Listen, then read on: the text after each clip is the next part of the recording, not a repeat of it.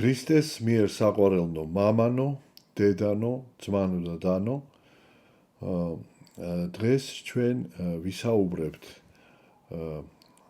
დიდმარხვის მეოთხე და მეხუთე შვიდეულების საკვირაო სახარებების შესახებ. ამ გაერთიანების მიზეზი ის გახლავთ, რომ გასული შვიდეული მეოთხე შვიდეული იყო მეტად რთული ჩვენთვის, ჩვენი ქვეყნისთვის, ჩვენი ეკლესიისთვის მტკივნეული ეს იყო ჯვრის თაყვანისცემის შვიდეული. ამ შვიდეულში უწმინდესი გავიდა წუთის სოფლიდან და ეს ჩვენთვის ყველასთვის იყო ერთდროულად დიდი ტკივილი, მაგრამ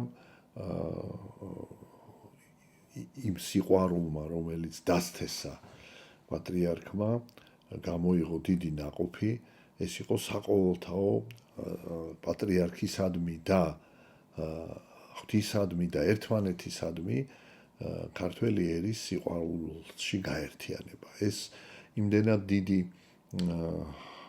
სასწაული არის, რომ ასეთი გამთლიანება სიყვარულში ერისა, რომ ჩვენ შეიძლება ითქვას ჩვენი ტკივილია ეს მალამოდ დაედო ჩვენს ამ დიდ ტკივილს და გვანუგეშა პატრიარქმა. აი კიდევ ერთი სასწაული მოგვიხდინა და უკვე გარდაცვალების შემდეგ შეიძლება თამამად ითქვას, რომ პირველი სასწაული მოგვიხდინა და აი ამ თუ შეიძლება ითქვას ღვთაებრივი სიყვარულის ესე ვთქვათ უზარმაზარ ოკეანეში აღმოჩნდით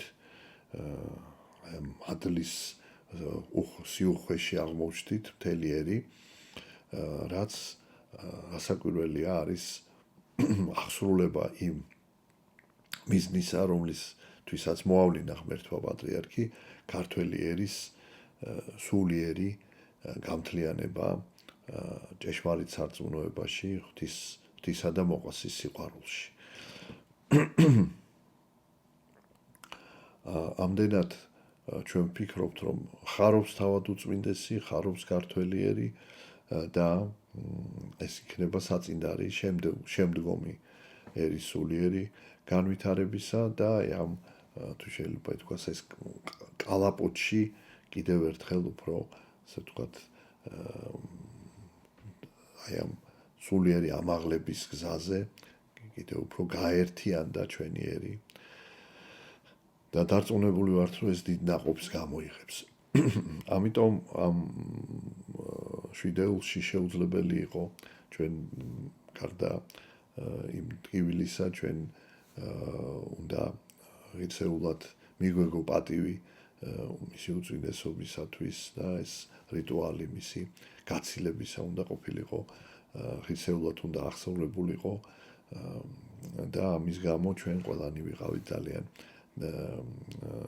მოცული ამ საქმეებით, ამ საკითხებით და ვერ მოხერხდა მეოთხე შვიდეულის საკვირაო ქადაგების თემაზე აი ამ განმარტების ჩაწერა.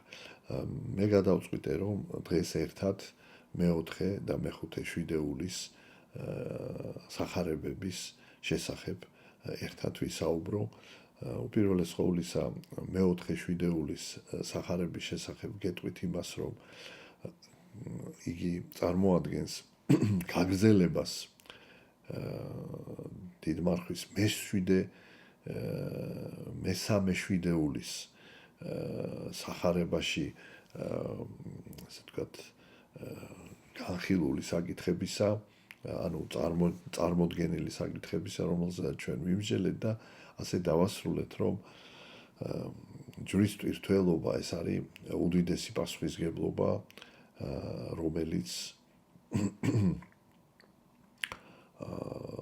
თავიდან შეიძლება დასაწყისში იყოს მოგვეჩვენოს, რომ იგი არის მძიმე, მაგრამ უფალი მაშინვე როგორც კი ჩვენ ამას შეუდგებით ამ უღელს, ქრისტეს უღელს, უღელი ხდება ტკბილი და ტვირთი ხდება მსუბუქი. აი ეს არის მთავარი არსი ჯვრის თაყვანისცემისა, თაყვანისცემის შვიდეულში საკვირაო წირვის ხახარების მთავარი იდეა და მთავარი ის არის, რომ სწორედ ჯვარცმით მივდივართ აღდგომასთან. ჯვარცმის გარეშე, საკუთარი თავის უარყოფის გარეშე, აი ამ პასუხისმგებლობის აღების გარეშე შეუძლებელია რომ ჩვენ მოხდეს ჩვენი აღდგომა, ჩვენი ფერისცვალება. აი გარკვეული თვალსაზრისით მეოთხე შვიდეულის საკვირაო წირვის სახარება აი ამ ჯვრის მტკივრთველობის, აი ამ პასუხისმგებლობის ტარების რაღაც გარკვეულ სახეზე მიგვითითებს. მისი აი ამ პასუხისმგებლობის აღსრულების ქრისტიანულ ბუნებაზე მიგვითითებს. აი რაშია ეს ქრისტიანული ბუნება? ისტორია, რომელიც ამ იკითხება საკვირაო წირვაზე, მოგვითხრობს იმის შესახებ, რომ ბოროტისული შეპყრობილი ახალგაზრდა, რომელიც მამამ მიიყვანა იესო ქრისტეს მოწაფეებთან, მოციქულებმა ვერ განკურნეს, ხოლო მაცხოვრმა განკურნა და ეს ის მოციქულებია, რომელნიც ცოტა ხნით ადრე სოფლებში იყვნენ გაგზავნილნი საქადაგებლად და მათ ისინი კურნავდნენ სნეულებს და განასხავდნენ ბოროტსულებს და მათ კითხვა ებადებათ, რომ რატომ ვერ მოახერხეს, რომ განესხათ ბოროტისულები და საოცარია მაგას მაცხოვრის პასუხი. ურწმუნოებისა თქვენისათვის ეს გაუგებარია თითქოს როგორ შეიძლება რომ მოციქულები რომელთაც მზად იყვნენ სიცოცხლეც კი გაეწირათ თავისი მოძღვრისათვის უცებ მათ ასეთ შეფასებას აძლევს მათ ქმედებას ასეთ შეფასებას აძლევს მაცხოვარი მაგრამ ეს არ არის შემთხვევითი ეს სწორედ იმაზე მეტყველებს რომ რწმენა აი როგორც იაკობ მოციქული ამბობს საქმეთა გარეშე მკვდარი ანუ რწმენა მუდმივად უნდა ცოცხლობდეს მუდმივად უნდა ცოცხლობდეს სარწმუნოებრივი საქმეებით და ეს საქმეები არის სათნოებანი რომელთა დაცვისათვის ჩვენ სულ უნდა ვცრუნავდეთ და ამიტომ მაცხოვარი ეუბნება რომ ბოროტი ძალა ანუ ის რაც ჩვენში სათნოებას ასუსტებს რაც ჩვენში ცდუნებას აძლიერებს და გვიბიძგებს ცოდვისაკენ აი ეს ბოროტი ძალა განიდევნება მხოლოდ ლოცვით და მარხვით ანუ ლაპარაკია იმაზე რომ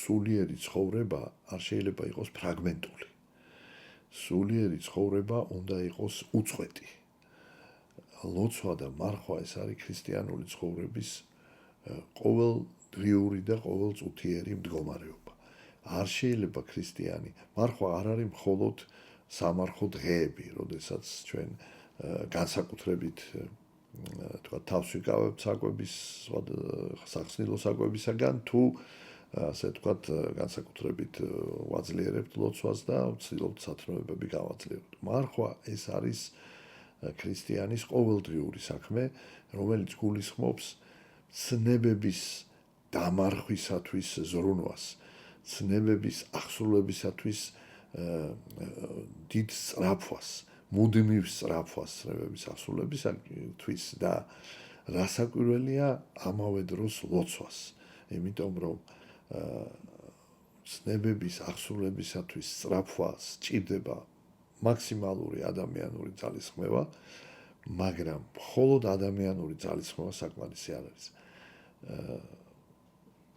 ქრისტიანული ცხოვრების წესის აღსრულებისათვის აუცილებელია ღვთის მადლი სული საწმინდისა, რომელიც ჩვენ გვენიჭება ლოცვით, როგორც პირადი ლოცვით, ასევე საზოგადო ლოცვით და განსაკუთრებით საზოგადო ლოცვის ჟამს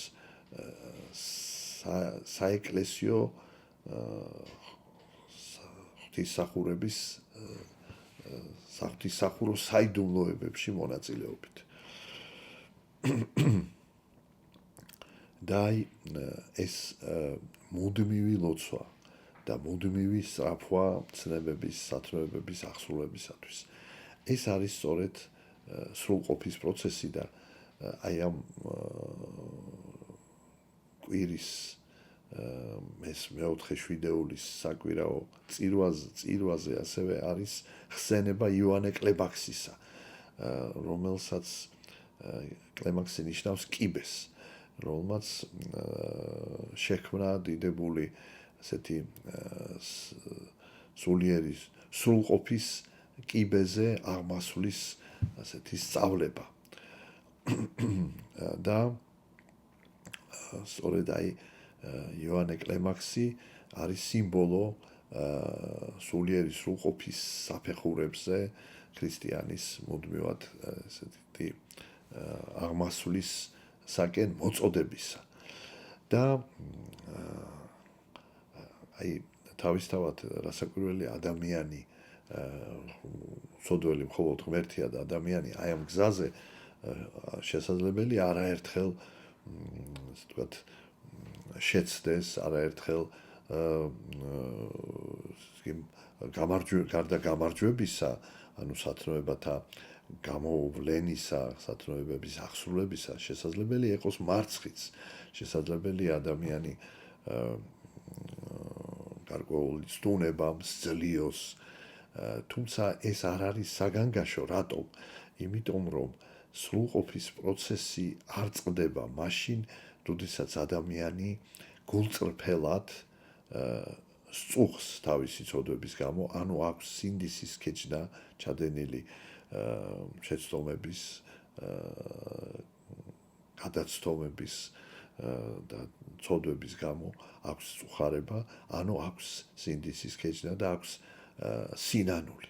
აი თუ ადამიანს აქვს გულწრფელი სინანული და მთელი არსებით თხოვს უფალ შენდობას, ეს ნიშნავს, რომ იგი კვლავ ისწრაფვის სრულყოფისაკენ და თავად სინანული ეს არის სრულყოფის საკენ სწრაფვის შემადგენელი, ასე ვთქვათ, მდგომარეობა, შემადგენელი ესეთი ძალისხმევა, შემადგენელი, ამიტომ მუდმივი სწრაფვა სრულყოფისაკენ არის ქრისტიანული ცხოვრების აუცილებელი პირობა და გრიგოლ ნოსელი ბრძანებს, რომ სწრაფვა სრულყოფისაკენ ქრისტიანული გაგებით არის სრულყოფილება, ანუ თვითონ ვინც აი მუდმივად ისწრაფვის სრულყოფილებისაკენ, ის უკვე არის სრულყოფილი. აი ეს არის ქრისტიანული სრულყოფილება, რამე თუ აბსოლუტური სრულყოფილება მიუღწეველია, სრულყოფის პროცესი დაუსრულებელია. მთავარი არის რომ არ შეწყდეს ეს სწრაფვა.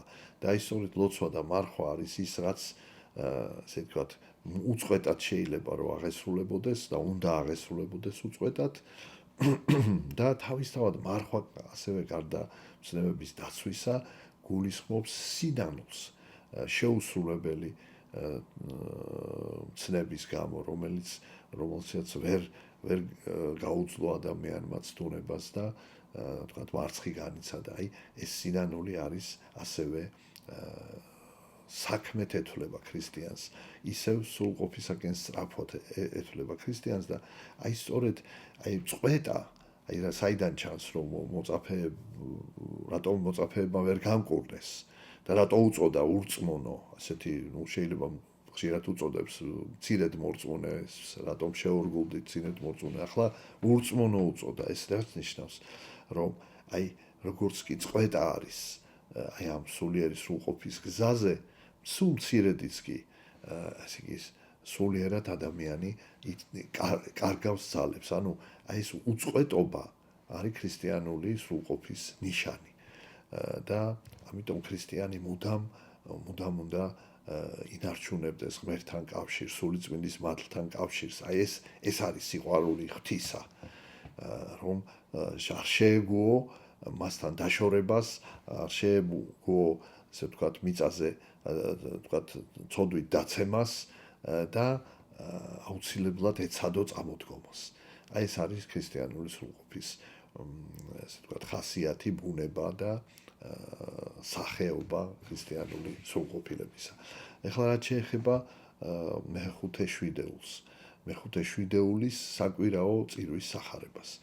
აქ უკვე ჩვენ გადავდივართ თავარ, ასე ვთქვათ, თავარი შინაარსი აი ამ სახარების არის ორი უმთავრესი სათნოების შესახებ ესე ვთქვათ, გველაპარაკება ეს სახარება. ეს არის თავდაბლობა და ამბარტავნება. ორი თავარი სათნოებისა და თავარი ცოდვის შესახებ გველაპარაკება ეს სახარება. ეს არის თავარი სათნოება, ეს არის თავდაბლობა, ხოლო თავარი ცოდვა არის ამბარტავანება. და აი როგორი არის ამ სახარების შინაარსი. ესე იგი, მაცხოვარი მიემგზავრება იერუსალიმში. მოწაფეებმა იციან, რომ მას შეიძლება იქ სასიკვდილო საფრთხე ელოდებოდეს და სთხოვენ, რომ არ წავიდეს. მაგრამ მაცხოვარი მაინც მიდის. და მოწაფეები ხვდებიან, რომ აი რაღაც ეს მაცხოვარის ამქვეყნიური მოღვაწეობა უნდა დაგვირგვინდეს და გვირგვინად ისინი ელოდებიან მის გამეფებას ისრაელში, როგორც ასე ვთქვათ, რომ სამეფო ხელისუფლების ხელში აღებას ელოდებიან. ასეთი იყო ბოლო საუკუნეებში სულიერად დასუსტებული და ასე ვთქვათ, წმინდა წერილის არს სიღრმეს დაშორებული საზოგადოება ისრაელისა. ისრაელის საზოგადოების ხედვა, რომ ეს მესია უნდა ყოფილიყო მიწიერი ხელმწიფე, რომელიც არა მარტო გაანთავისუფლებდა ებრაელთა ერს სხვადასხვა ქვეყნების მონობისაგან, არამედ გააბატონებდა მთელს სოფლიოში. აი ეს ასეთი იყო მათი წარმოდგენა მესიაზე. და ისინი ელოდებიან, რომ კი საფრთხეც არსებობს მისთვის, მის სიცოცხლისათვის იერუსალიმის ჩასვლა, მაგრამ ამავე დროს აი უკვე ყველაფერი იქითკენ მიდის, რომ საბოლოოდ უნდა მესიამ უნდა თავისი სიტყვას თქვას, ანუ მესია უნდა გახდეს ისრაელის მეფე. და მასთან მიდიან ორი ძმა, მოციქულები იაკობი და იოანე და ასეთ სიტყვებს ეუბნებიან, რომ როდესაც შენ, ასე ვთქვათ, უკვე აი ამ ხელმწიფებას მოიპოვებ, რომ ერთი შენს მარჯვენით დაგვადგინო, მეორე კი მარცხენით. მაცხოვარი ეუბნება, რომ ეს ჩემზე არ არის დამოკიდებული. რას ნიშნავს, რომ მაცხოვარზე, ანუ ღმერთი კი არ, რაც ყველა ძალას ღმერთი აძლევს ადამიანს, მაგრამ ძალას აძლევს და ვთქვათ, გარკვეულ მათ მდგომარეობას განსაზღვროს ღმერთი იმის მიხედვით, თვით ადამიანი რამდენად მზად არის ამისთვის. ანუ ღმერთი იმდენად იმდენად აძლევს დავალებას ადამიანს, რამდენადაც პიროვნება ამისთვის მზად არის და ამიტომ ეუბნება, რომ ეს ჩემზე არ არის დამოკიდებული. ეს უნდა დაიმსახუროს ადამიანმა, ეს ქვეტექსტი ეს არის.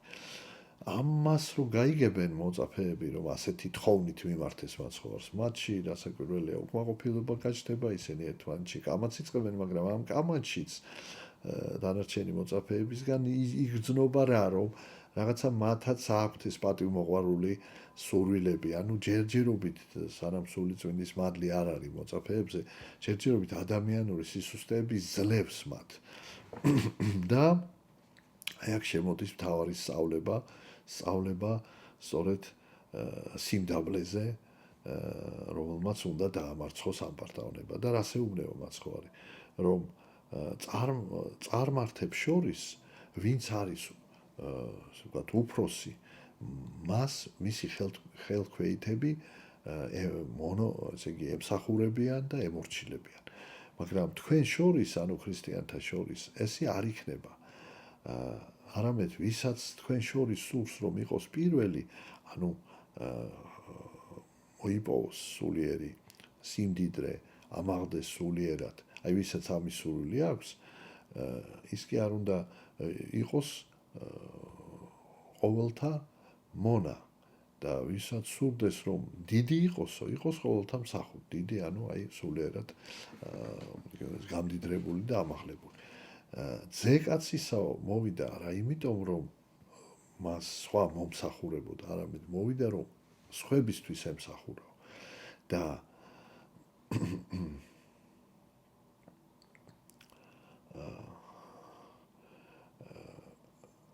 თქვენს ასევე უნდა ემსახუროთ თუ გნებავთ რომ იყოთ ჩემი მოწაფეები და საერთოდ თუ გნებავთ რომ აი მიიღოთ მადლი ღვთისა და გახდეთ ჭურჭელი სულისა წმინდისა. აი ეს არის მთავარი სწავლება და აი სიმდაბლე გამოირჩევა იმით უპირველეს ყოვლისა ვინ არის თავდაბალი. თავდაბალი არის ადამიანი რომელმაც იცის რომ მისი სნეული ბუნება, ცოდვით დასნეულებული ბუნება ვერ გადარჩება ღვთის მოწყალების გარეშე და რომ ეს მოწყალება მან დაიმსახუროს, იგი ძალისაერთთვის ისა უნდა ემსახუროს ღმერთსა და მოყვას. აი ეს იცის თავდაბალმა ადამიანმა და ამიტომ მაქსიმალურად ცდილობს რომ აღასრულოს ეს მსახურება ღმერთისადმი, მოყვასისადმი და როდესაც ისევ და ისევ ადამიანური გარკვეული ნაკლულევანებისა გამო ამას ზოგჯერ ვერ აღწევს, მას ეუფლება ასე თქვა სინდისის ქეჯნა, ძლიერი მწუხარება, ანუ სინანული. აი ეს ეუფლება და ეს სინანული არის ამის გამო სინანულის საფუძველზე ის ითხოვს შენდობას ღმერთისგან და ღებულობს ამ შენდობას და აი ამ სწორედ სინანულით, ამ შენდობით ადამიანი კვლავ აღიდგენს კავშირს ღმერთთან და კვლავ ცდილობს, ესე იგი, გააგრძელოს ეს სულიერი სრულყოფისაკენ სვლა და ძალიან მნიშვნელოვანია, რომ ჯერ ერთი ასეთი თავდაბალი ადამიანი ხშირად ვერც ამჩნევს სხვა ადამიანებში არსებულ ცოდვას და როცა აშკარაა, თქვათ, მის გარშემო ყოფი ადამიანების ესა თუ ის დაცემა, როცა აშკარაა, იგი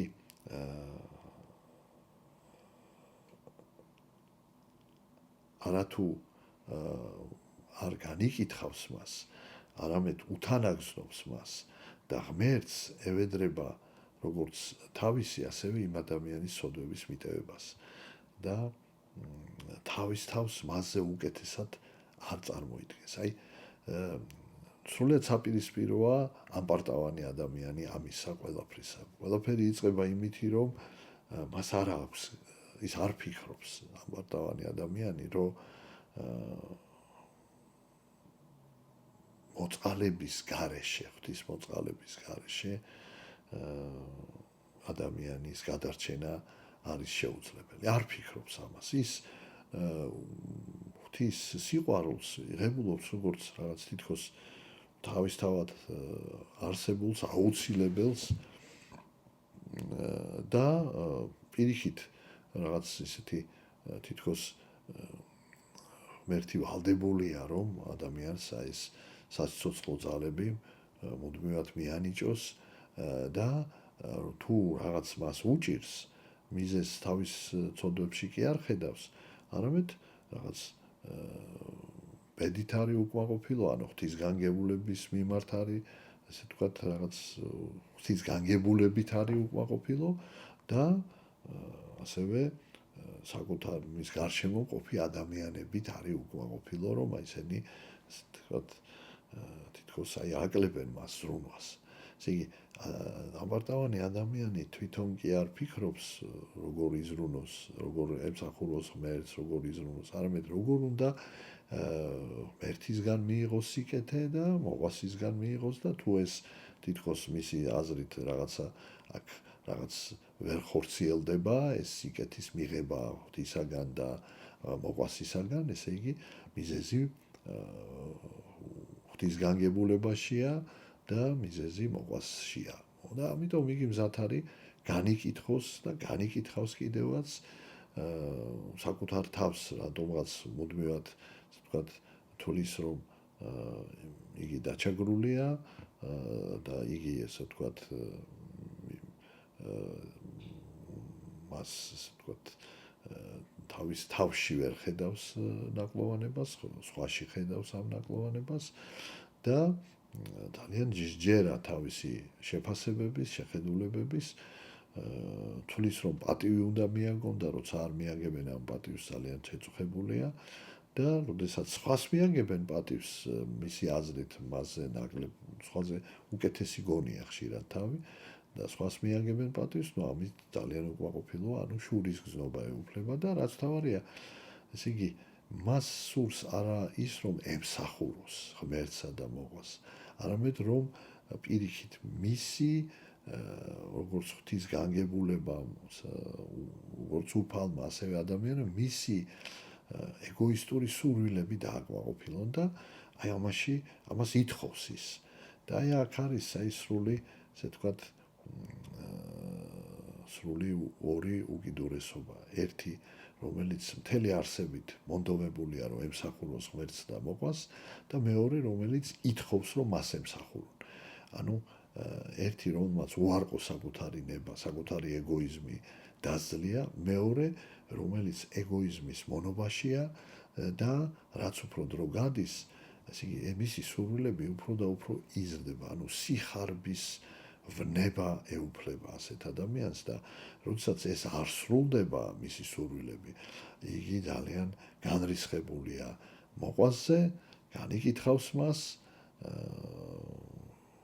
ხშირად ესე ვთქვათ, შეიძლება სიძულვილიც კი დაეუფლოს და რაც თავარია, მერე ღვთის დარწვინავს, რაც ნიშნავს უფლის განგებულების მიმართ უკმაყოფილებას გამოხატავს, სამდურავს, ღვთისადმი გამოხატავს და ეს უკვე არის გადადის ესე ვთქვათ ღვთის შეურაცხყოფაში ეს ცოდვა და როცა არაფერი არ შველის, ღმერთის იმედი დაკარგული აქვს, ღმერთის სამართალის ესე ვთქვათ მიმართ რაღაც შერყეული აქვს იმედი და რწმენა და ნუ თვითონ უკვე არავითარი ძალას არ ფლობს და ვარდება სასწარკვეთილებაში და ასაკურველია ასეთ დროს ადამიანი შეიძლება იყოს ძალიან აგრესიული, სასტიკი გახდეს ან საკუთარი თავის მიმართ გამოიჩინოს გარკვეული აგრესია.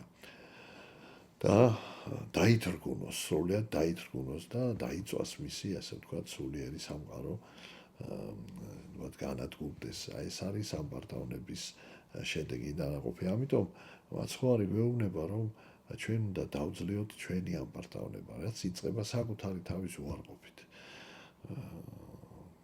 და არა ის, რომ ჩვენ გვემსახურონ, როგორც მაცხოვარი ამბობს, რომ ზეკაცისა მოვიდა არა იმისთვის, რომ იმსახურან, რომ მას მომსახურებონ, არამედ რომ ჩვენ ვემსახუროთ და აი ამ მსახურებაში არის ნეტარება.